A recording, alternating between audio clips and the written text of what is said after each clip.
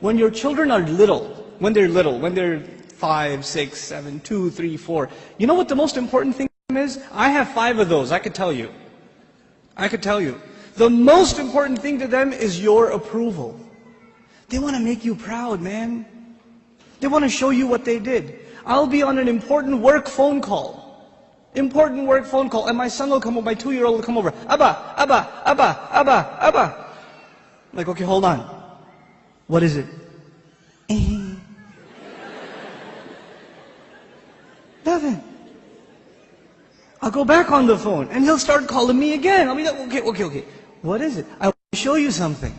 What do you want to show me? That is it. But you know what I'm supposed to do? Oh my God, that's awesome. Do it again. I'll call you back. You're supposed to appreciate what your children do. They live for that. They desire that more than anything else. I have 3 girls, and you know the difference between girls and boys. Boys can't sit still, and girls can't stop this, right?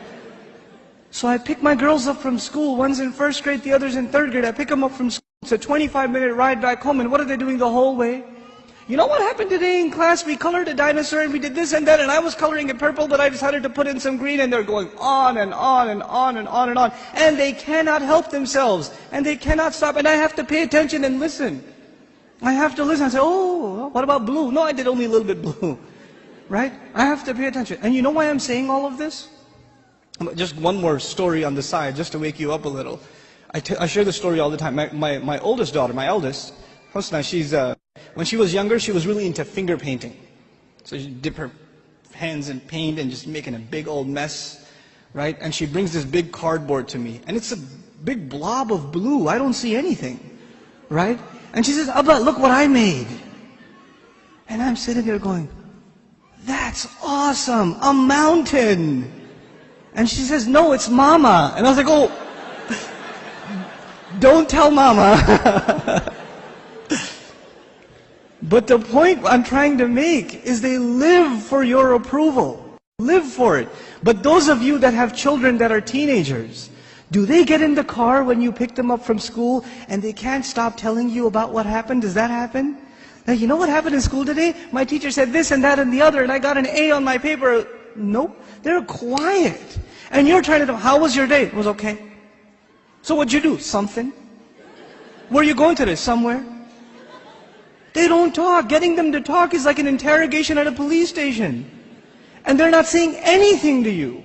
And while trying to ask them questions, they're texting their friend, my dad is asking too many questions today.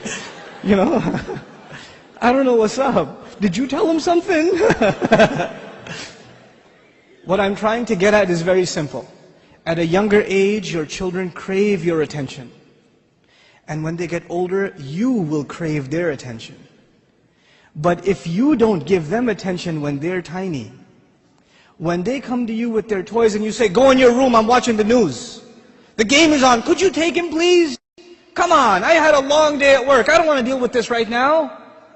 I have friends over, it's embarrassing, go to sleep, go get out of here. When you have this attitude towards your children, like they're an obstacle in your path, your job was at work, when you come home, you're on vacation. No, buddy, your job began when you came home. That's your job. What you did over there is just to fulfill your real job at home. Be a father. I'm talking to the men here. Be a father. Spend time with your children. They're not just there so you put them in school and you come home from work, you just want to go to sleep, you don't want to bother with anybody, you don't want to talk to them, and actually the easiest way to not talk to them is get them an iPod Touch and an iPhone, and get them a computer and a laptop in their own room with high-speed internet, so you don't even have to look at their face. They could just be in their room all day Facebooking, finding themselves a new set of parents online. Seriously. Be a father, be a mother. Don't replace your motherhood and your fatherhood with these things, because if you do, when they become independent, you know what happens to most parents? To most of you, your children, they only see you as a bunch of dollar signs walking around. And the only time they come and talk to you, Dad, can I have $5? Actually, nobody asks for $5 anymore, right? It's 20s nowadays. And I know youth, they haven't seen money that small. They don't know fives. Can I have $20? Can I go to the mall? Can you drop me off? Can I go over to my friend's house? Can I do this? Can I do that? Can I do the other? When they want something, they come to you. Otherwise, You don't see them. And when they get to a certain age where they are old enough to make their own little bit of money, guess what? You're not going to see them at all. Because your cash register is no longer relevant. That's no longer relevant.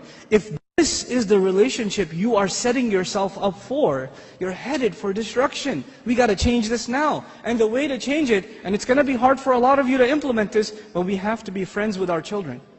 We have to be their best friends. They should enjoy hanging out with us the most, the parents.